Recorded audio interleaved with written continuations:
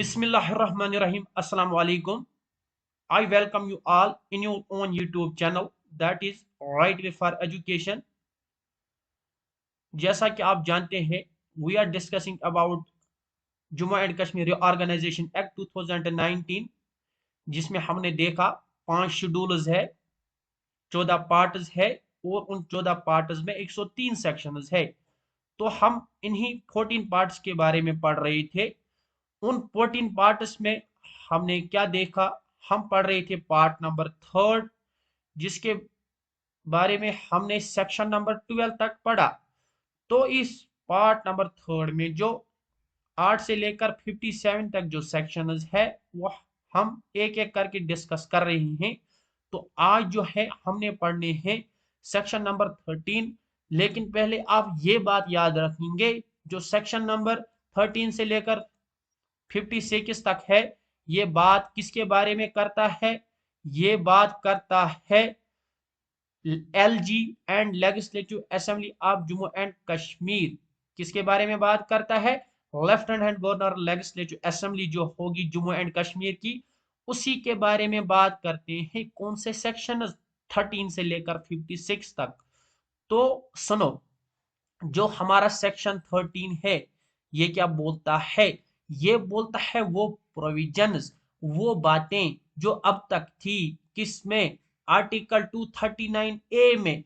अब वही बातें जो है, अब वही प्रोविजंस जो है वो लागू हो जाएंगे किस पर, की इस खूबसूरत सी जम्मू एंड कश्मीर यूटी पर। तो याद रखो जो प्रोविजन थे अब तक आर्टिकल 239 ए यानी वो प्रोविजन जो अब तक चल रहे थे पुंडचेरी पर, यानी पुंडचेरी मॉडल पे जो था, अब वही जो है, अब वही बातें जो है, अब वही दलील जो है वो लागू हो जाएंगी किस पर, आपकी जम्मू एंड कश्मीर यूटी पर। ठीक है ना, याद रखना। तो सेक्शन नंबर 14, सेक्शन नंबर 14 में खुद और जो है कुछ सब सेक्शंस है। सेक्शन नंबर 14 में कुछ सब सेक्शंस है यानी 1 2 3 4 और 4 के कुछ भी है। तो हम देखते हैं जो हमारा ये सेक्शन नंबर 14 है ये क्या बोलता है, ये बोलता है कॉन्स्टिट्यूशन, ठीक है ना, जो इंडियन कॉन्स्टिट्यूशन का आर्टिकल 239 ए है, जो इंडियन कॉन्स्टिट्यूशन का आर्टिकल 239 ए है, उसी के तहत, उसी के तहत जो लेफ्टिनेंट हेड गवर्नर साहब है वो एडमिनिस्ट्रेट करेंगे किसको, जम्मू एंड कश्मीर को। ठीक है ना। तो सेक्शन नंबर 14 टू क्या बात करता है, ये बोलता है कि जो UT of Jammu and Kashmir होगी, सिर्फ UT of Jammu and Kashmir ही अब लेजिस्लेचर असेंबली में होंगी। ठीक है ना, सिर्फ जम्मू एंड कश्मीर के जो मेंबर्स है किस में होंगे, जम्मू एंड कश्मीर यूटी के मेंबर्स होंगे अब लेजिस्लेचर असेंबली में। तो ये बात आपको याद रखनी है। क्या लद्दाख में जो है लेजिस्लेचर असेंबली से कोई मेंबर नहीं आएगा, लद्दाख से लेजिस्लेचर असेंबली में कोई मेंबर नहीं आएगा, लेकिन आपके जम्मू एंड कश्मीर यूटी से जो है मेंबर्स रहेंगे। तो अब हम देखते हैं थर्ड पार्ट इसका, ये क्या बोलता है, ये बोलता है जो नंबर ऑफ सीट्स होंगी, जो नंबर ऑफ सीट्स होंगी कहां पर, लेजिस्लेटिव असेंबली पर, लेजिस्लेटिव असेंबली पर जो नंबर ऑफ सीट्स होंगी वो कितनी होंगी, 107 यानी 107 कुल सीट्स होंगी किसमें, लेजिस्लेचर असेंबली में। लेकिन लेकिन लेकिन इस बात को याद रखो, इस बात को याद रखो कि जो सेक्शन नंबर 14 का जो फोर्थ सब सेक्शन है इसमें दो सेक्शन है, section A and section B. जो अभी अभी हमने पढ़ा, क्या पढ़ा कि जो लेजिस्लेचर असेंबली है सेक्शन नंबर 14 पार्ट 3 में क्या देखा हमने, लेजिस्लेचर असेंबली में कुल 107 जो है मेंबर्स होंगे। लेकिन जो यहाँ पर सेक्शन 14 4 का जो ए बोलता है, ये बोलता है उन सीट्स में, उन 170 सीट्स में जो है 24 सीट्स को वैकेंट रखा जाएगा। किसको वैकेंट रखा जाएगा, 24 सीट्स को। और वो किसके लिए वैकेंट रखी जाएंगी, जो पाकिस्तान ऑक्यूपाइड कश्मीर है यानी जो पीओके है उसके लिए रखी जाएंगी। अरे दोस्तों, वो कौन चुनेगा? वो 24 सीट जो है, वो 24 मेंबर्स ऑफ लेजिस्लेटिव असेंबली जो है वो कहाँ है? वो कौन चुनेगा? तो सुनो, बोलते हैं जब इंडिया जो है इसको ऑक्यूपाई करेगा, उसके बाद जो है वहां के लोग ही इन मेंबर्स को चुनेंगे। फिर वो कहाँ आ जाएंगे? लेजिस्लेचर असेंबली में। तो अगर आपसे बोला जाएगा कि इस वक्त कुल कितने कितने कितने सीट्स है लेजिस्लेटिव असेंबली में, तो आप याद रखना कितने हैं? 83। कुल सीट्स कितने हैं इसमें? 83। ठीक है ना? तो और क्या बोलता है जो इस 4 का सेक्शन बी जो है, ये क्या बोलता है? कुछ एरियाज जो है वो एक्सक्लूडेड किए गए हैं इन डिलिमिटिंग टेरिटोरियल कॉन्स्टिट्यूंसीज में। जो कुछ कॉन्स्टिट्यूंसीज है, कौन सी? डिलिमिटिंग टेरिटोरियल, वो बात की गई है इसी इसी एक्ट के 5th शेड्यूल में। ठीक है ना? पार्ट 5th में उसके बारे में बात की है, उसको हमने पढ़ना है। तो हम तब तक आगे आगे देखते हैं। Delimitation of assembly constitution under 1995 amendment as in 3rd schedule of this act. जो हमारा डिलिमिटेशन ऑफ असेंबली की गई है वो भी हम देखेंगे किसमें? जो 3rd शेड्यूल है Jammu and Kashmir organisation act का, किस तरह से 1995 जो है अमेंडमेंट हो गई थी, इसके बारे भी हमने पढ़ना है। किसमें? इसी schedule 3rd of this act. तो ठीक है ना? अब हम क्या देखते हैं आगे? आगे हम देखते हैं सेक्शन 14 का, जो यहाँ पे आपको सब सेक्शन 6 दिखता है। इसमें क्या बोलते हैं?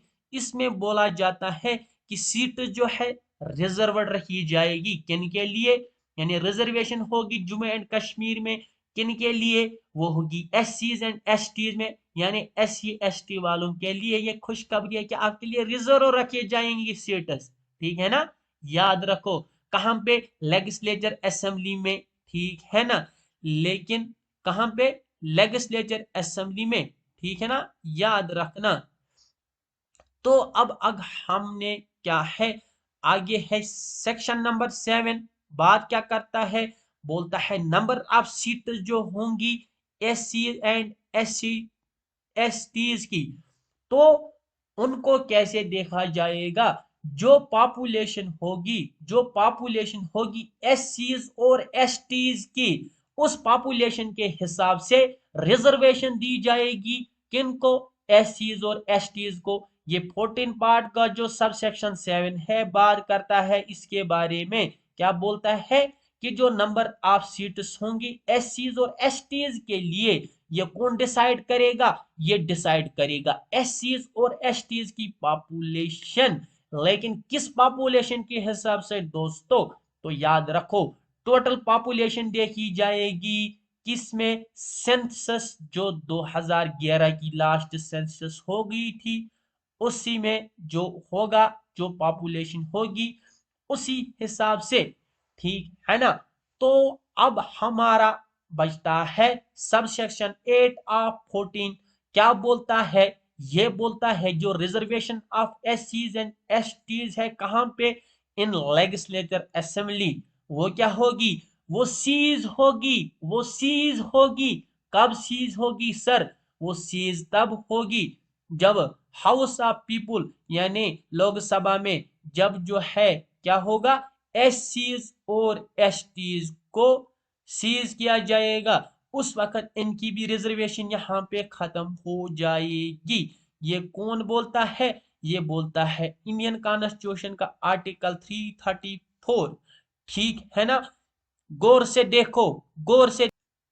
सेक्शन 9 बात क्या करता है? बोलता है जो रिप्रेजेंटेशन ऑफ पीपुल एक्ट 1950 है, उसमें क्या कर दिया गया है?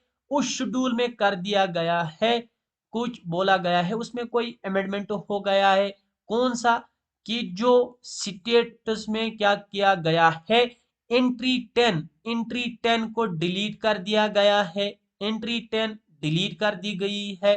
ठीक है ना? और जो आगे होगा वो रिमेम्बर्ड होगी कहाँ से, 11 से लेकर 29 तक, ठीक है ना। जब 10 नहीं रहा, जब 9 के बाद 10 को काटा गया तो 11 की पोजीशन जो है वो चेंज हो जाएगी, 10 की जगह आएगा तो 11 बन जाएगा 10। ठीक उसी तरह 29 जो है ये क्या बन जाएगा, 29 बन जाएगा 28। यही बात यहाँ पे लिखी है। तो अब हम देखते हैं सेकंड शेड्यूल क्या बोलता है। सेकंड शेड्यूल बोलता है रिप्रेजेंटेशन ऑफ पीपुल एक्ट 1950 जो है, इसमें भी जो है यूटीज में क्या होगा, यूटीज में एंट्री 5 जो है वो क्या कर दिया जाएगा, वो कर दी जाएगा इंसर्ट, यानी जम्मू एंड कश्मीर यूटी को इंसर्ट कर दिया जाएगा एंट्री 5 पे, ठीक है ना। तो अब हमने देखना है 11th part of this 14th section. तो क्या बोलता है, बोलता है जो आर्टिकल 324 ऑफ इंडियन कॉन्स्टिट्यूशन बात करता है इलेक्शन कमीशन के बारे में। आर्टिकल 324 बात करता है रेस रिलीजन, सॉरी यहाँ पे लिखा गया है रिलेशन, ये रिलीजन आप ठीक कर देना, रेस रिलीजन कास्ट और सेक्स के बारे में। और यहाँ पर जो आर्टिकल 326 बात करता है यूनिवर्सल एडल्ट फ्रेंचाइजी के बारे में। आर्टिकल 327 ऑफ इंडियन कॉन्स्टिट्यूशन बात करता है पार्लियामेंट पावर के बारे में। एंड 329 आर्टिकल बात करता है नो कोर्ट इंटरफेरेंस होगी। किसके ये सब आर्टिकल्स है, इंडियन कॉन्स्टिट्यूशन के। बोला जाता है कि अब ये अप्लाई हो जाएगा कहां पे, यूटी जम्मू एंड कश्मीर पे। वही नीचे क्या बोलता है, बोलता है जो आर्टिकल 326 है, जो आर्टिकल 329 है वो क्या होंगी, अब वो होंगे स्टेट लेजिस्लेचर के बराबर है। और हमारी स्टेट लेजिस्लेचर किसके बराबर होगी, पार्लियामेंट के। ये जो है लॉ बनाने के काम आ जाएंगे, ठीक है ना। तो अब हमने पढ़ना है सेक्शन नंबर 15। सेक्शन नंबर 15 क्या बोलता है, one of the important point in this section. आपको ये एग्जाम में दिख सकता है ये क्वेश्चन, क्योंकि खास क्वेश्चन है यहाँ पर। क्या बोलता है हमारा एलजी साहब क्या करेगा, बोलते हैं कि एलजी साहब जो है सेक्शन नंबर 15 बोलता है, सेक्शन नंबर 15 बोलता है, याद रखना कि सेक्शन में एलजी बोलता है कि दो वुमेन्स को क्या कर दिया जाएगा, नॉमिनेट कर देगा एलजी साहब, किनको, दो वुमेन्स को, कहां पे, लेजिस्लेचर असेंबली पे। अगर उसने एडवोकेट रिप्रेजेंटेशन नहीं होगी वुमेन्स की तो वो कर सकता है, नहीं भी कर सकता है, ये बाइंडेड नहीं है, ये किस तक है, एलजी तक है। इसलिए खास ख्याल रखना इस पर, ये इंपॉर्टेंट पॉइंट यहां पे बनता है। और हमारा सेक्शन 16 बात करता है क्वालिफिकेशन ऑफ एमएलए के बारे में। बोलता है कि जो एमएलए की जो एज होगी वो क्या होगी, मिनिमम होगी 25 ईयर्स, और वो होना चाहिए सिटीजन ऑफ इंडिया के बारे, इन सिटीजन ऑफ इंडिया का, ठीक है। तो अब हम देखेंगे सेक्शन नंबर 7। सेक्शन नंबर 7 बात किसके बारे में करता है, ये बोलता है जो ड्यूरेशन ऑफ लेजिस्लेटिव असेंबली है अब तक कहां तक थी, अभी तक जो है 6 साल तक होती थी। अब उसको क्या कर दिया गया, अब उसको कर दिया गया 5 ईयर्स, अब वो केवल 5 साल तक रहेगी। ड्यूरेशन किस चीज की, ड्यूरेशन अब 5 साल तक रखी जाएगी लेजिस्लेचर असेंबली की। वो किस सेक्शन में आता है, section number 17 of this organisation act 2019। और जो फ्रॉम डेट ऑफ, लेकिन इस बात को याद रखना, ये कब, जब डेट ऑफ फर्स्ट मीटिंग होगी किसकी, लेजिस्लेचर असेंबली की, जब पहली मीटिंग होगी उसके बाद 5 साल जो है दिए जाएंगे किनको, जो मेंबर्स लेजिस्लेचर असेंबली में होंगे। तो अब क्या है, अब आगे आगे देखते हैं किसके बारे में बात करेंगे। अब हम बात करेंगे यहाँ पे, सॉरी एक एक एक सेकंड, एक सेकंड, यहाँ पे कुछ रह गया है। कौन सा, जो सेक्शन नंबर 17 है, ये बात क्या करता है, ये बोलता है लेजिस्लेचर असेंबली जो है अब 5 साल तक रहेगी, कब से, डेट ऑफ फर्स्ट मीटिंग से। लेकिन प्रीवियस कब तक था, 6 ईयर्स तक। जो पॉइंट आपको मुझे सिखाना है वो ये है कि इसको एक्सटेंशन भी कर दिया जा सकता है, इसको एक्सटेंशन भी कर दिया जा सकता है, लेकिन कब कब कब, ये बात मेन है। वो जब जब नेचुरल इमरजेंसी पड़ जाएगी, जब नेचुरल इमरजेंसी पड़ जाएगी, जब कोई नेचुरल इमरजेंसी पड़ जाएगी तब ही, जब कोई नेशनल इमरजेंसी पड़ जाएगी तब ही जो है क्या कर दिया जाएगा, इसको क्या कर दिया जाएगा, बढ़ा भी सकते हैं इसका टाइम। इन चीजों को आप याद रखना, इन चीजों को आप याद रखना। तो अब हमने क्या देखना है, सेक्शन नंबर 18। तो सेक्शन नंबर 18 बात करता है किसके बारे में, बोलता है जो लेजिस्लेचर असेंबली की प्रोपोगेशन होगी, यानी जो पहली मीटिंग होगी उसमें भी एलजी साहब जो है संबोधित करेंगे, यानी पहली बार जो एलजी साहब है वो कहां पे रहेंगे, वो रहेंगे लेजिस्लेचर असेंबली में। और जब और जब लेजिस्लेचर असेंबली को डिसॉल्व कर देंगे, उस उस सेशन में भी एलजी साहब जो है इसमें रहेंगे। इसके लिए जो ये सेशन है, जो ये लेजिस्लेचर असेंबली के सेशन है, उनका वक्त और प्ले जो है जानने के लिए एलजी साहब, लेफ्टिनेंट गवर्नर साहब समन निकालेंगे, क्या निकालेंगे, समन निकालेंगे इन जगहों के बारे में।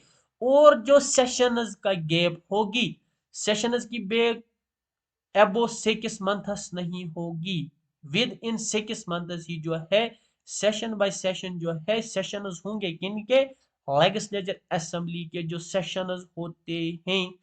तो इसी तरह से अब हमने पढ़ना है सेक्शन नंबर 19।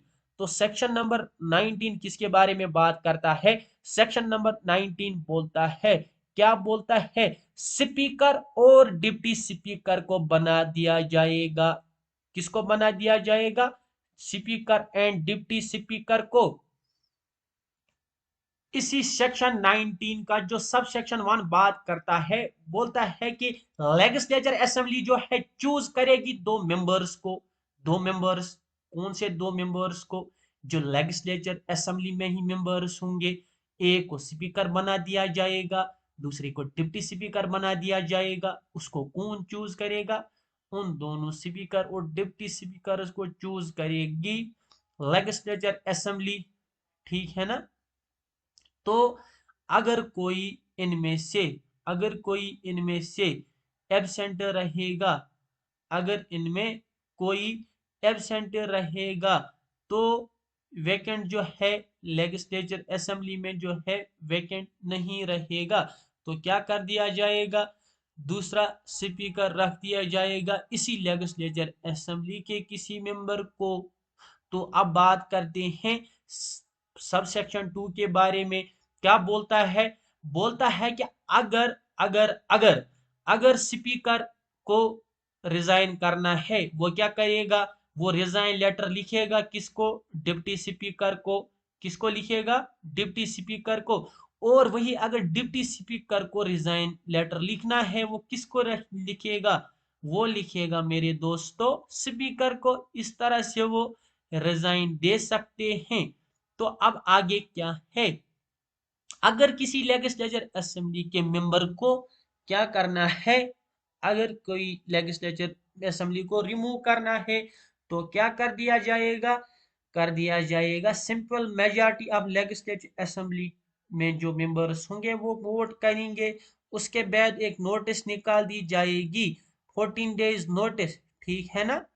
जब असेंबली डिसॉल्व होगी, ये और क्या बात करता है, बोलता है जब असेंबली डिसॉल्व होगी स्पीकर की पोस्ट जो है वो वैकेंट नहीं रहेगी। कब तक वैकेंट नहीं रहेगी, जब तक ना नेक्स्ट स्पीकर बना दिया जाएगा। तो अब यहाँ पे चौथा पार्ट क्या बोलता है, ये बोलता है अगर स्पीकर जो है नहीं रहेगा, अगर लेजिस्लेचर असेंबली जब डिसॉल्व होगी फिर स्पीकर जो है वो नहीं बैठेगा, वो नहीं मानेगा, तो डिप्टी स्पीकर को एज स्पीकर तब तक रख दिया जाएगा जब तक कि नेक्स्ट स्पीकर जो है रख दिया जाए। लेकिन लेकिन लेकिन ये बात भी याद रखो, अगर डिप्टी स्पीकर भी जो है नहीं रहेगा, नहीं मानेगा डिप्टी स्पीकर रहना, तो क्या कर दिया जाएगा, इसी लेजिस्लेचर असेंबली से और एक मेंबर को उठा दिया जाएगा। गर्ज ये कि जो स्पीकर है उसको क्या कर दिया जाएगा, उसकी पोस्ट जो है वो तब तक बरकरार रखेंगे जब तक ना नया जो है नेक्स्ट स्पीकर जो है बना दिया जाएगा। और जो पांचवा पॉइंट है ये बात करता है सैलरीज के बारे में। क्या बोलता है स्पीकर और डिप्टी स्पीकर की जो सैलरी है ये फिक्स कौन करेगी, ये फिक्स करेगी legislature assembly of Jammu and Kashmir UT.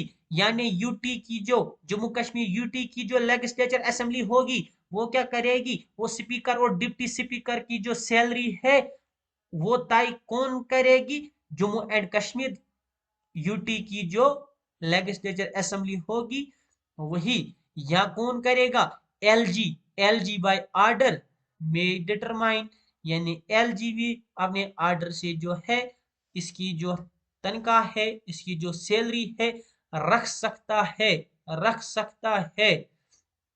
और सेक्शन नंबर 21 के बारे में देखते हैं। सेक्शन 21 क्या बोलता है, स्पेशल एड्रेस करेगा कौन, एलजी साहब इन लेजिस्लेटिव असेंबली, किसमें, लेजिस्लेशन असेंबली में, एट फर्स्ट सेशन पहले सेशन में, और आफ्टर एवरी जनरल इलेक्शन यानी हर एक जनरल इलेक्शन के बाद, एवरी 5 ईयर के बाद जो है लेजिस्लेचर असेंबली में एड्रेस कौन करेगा, हमारा लेफ्टिनेंट गवर्नर साहब। ठीक है ना। तो अब बात है सेक्शन नंबर 22 की। क्या बोलता है जो राइट ऑफ मिनिस्टर्स है and advocate general to speak and participate in the proceeding of legislature without right to vote. Section 22 बोलता है जो मिनिस्टर्स को राइट मिलेगा, एडवोकेट जनरल को राइट मिलेगा, कहा, लेजिस्लेचर असेंबली में बैठना। लेकिन वो वहां पे वोट नहीं दे सकते, लेजिस्लेचर असेंबली में ये लोग जो है वोट नहीं दे सकते। तो हमारा अब हम देखते हैं सेक्शन नंबर 24 किसके बारे में बात करता है। सेक्शन नंबर 24 बोलता है ओथ एंड एफर्मेशन के बारे में। बोलते हैं कि जो हमारे एमएलएज होंगे यानी मेंबर ऑफ लेजिस्लेटिव असेंबलीज जो होंगे वो एलजी के सामने जो है कसम लेंगे। ठीक है ना। या उस आदमी के पास या उस पर्सन के पास जिस पर्सन को जो हमारे लेफ्टिनेंट गवर्नर साहब है अपॉइंट करेगा इन बिहाफ ऑफ दिस, किस शेड्यूल के अंदर, fourth schedule of Indian constitution. Fourth schedule बात करता है ओथ एंड एफर्मेशन के बारे में। ये पॉइंट भी आप याद रखो। तो अब आपको और क्या याद रखना है, जो हमारा स्पीकर साहब है वो वोट नहीं डाल सकता। स्पीकर शाल नॉट वोट, कब तक वो वोट नहीं डाल सकता, इन जब तक ना जब but in case of tie, यानी जब तक ना जो टाई होगा, जब तक ना वोट जो है टाई होंगे तब तक जो है स्पीकर साहब वोट नहीं डाल सकते। टाई मतलब दोनों पार्टी जो है जिस चीज के बारे में, जिस बिल के बारे में, जिस एक्ट के बारे में बात होती होगी लेजिस्लेचर असेंबली के बारे में, जब उस पर वोटिंग होगी, जब वो वोटिंग जो है क्या होगी, टाई होगी, यानी दोनों साइड वोट्स बराबर आ जाएंगे विथ 100 विथ 20 तो क्या कर दिया जाएगा, उस वक्त जो स्पीकर साहब है वो किसी को भी जितवा सकता है, ये उसी का वोट जो है फैसला कुन होगा। तो अब क्या देखते हैं यहाँ पे, disqualification of members of legislative assembly, यानी डिस्क्वालिफिकेशन कर दिया जाएगा लेजिस्लेटिव असेंबली के किसी भी मेंबर को। ठीक है ना। एलवी साहब जो है in accordance with opinion of election commission of India के तहत कर दिया जाएगा। ठीक है ना। ये पॉइंट भी याद रखना। तो अब क्या बोलते हैं सेक्शन नंबर 28 में। सेक्शन नंबर 28 बोलता है जो एंटी डिफेक्शन लॉ है जो किसमें है, 10th schedule of Indian constitution बात करता है एंटी डिफेक्शन लॉ के बारे में। बोलता है अब यही जो है जम्मू एंड कश्मीर के जो यूटी पर जो है अब ये भी चलेगा एंटी डिफेक्शन लॉ जो इंडियन कॉन्स्टिट्यूशन के 10th शेड्यूल में है, यही बात यहाँ पे बोलता है और ज्यादा कुछ नहीं है इसमें। तो अब हम यहाँ पे देखते हैं कौन सा 32। 32 क्या बोलता है? बोलता है power of legislature assembly to make laws on any subject mentioned in state list in 7th schedule except entry 1 public order and to police. और ये बात है, तो ये पॉइंट याद रखो। आखिरी पॉइंट में आपको पढ़ने जा रहा हूं। इन सेक्शन नंबर 32 क्या बोलता है? बोलता है लेजिस्लेचर असेंबली के पास पावर होगा, लेजिस्लेचर असेंबली के पास पावर होगा कि वो किसी भी कानून, किसी भी लॉ को ला सकते हैं, किसी भी सब्जेक्ट पे ला सकते हैं। लेकिन लेकिन जो 7th शेड्यूल लिस्ट इन 17th शेड्यूल, लेकिन किसमें? स्टेट लिस्ट में। स्टेट लिस्ट में किसमें? स्टेट लिस्ट में वो क्या कर सकते हैं? लॉ को बना सकते हैं, ऑर्डर चला सकते हैं, लेकिन किसके बगैर? एक्सेप्ट पुलिस, पुलिस ऑर्डर और पब्लिक ऑर्डर के बगैर, पुलिस ऑर्डर और पब्लिक ऑर्डर के बगैर। जो 7th शेड्यूल बात करता है पुलिस ऑर्डर और पब्लिक ऑर्डर के बारे में और कुछ भी है इसमें, तो बाकी सब कर सकता है, लेकिन पुलिस और पब्लिक ऑर्डर पर कोई भी पावर जो है legislature assembly of Jammu and Kashmir जो है नहीं कर पाएगा। तो ये रहा आज का लेक्चर। बाय।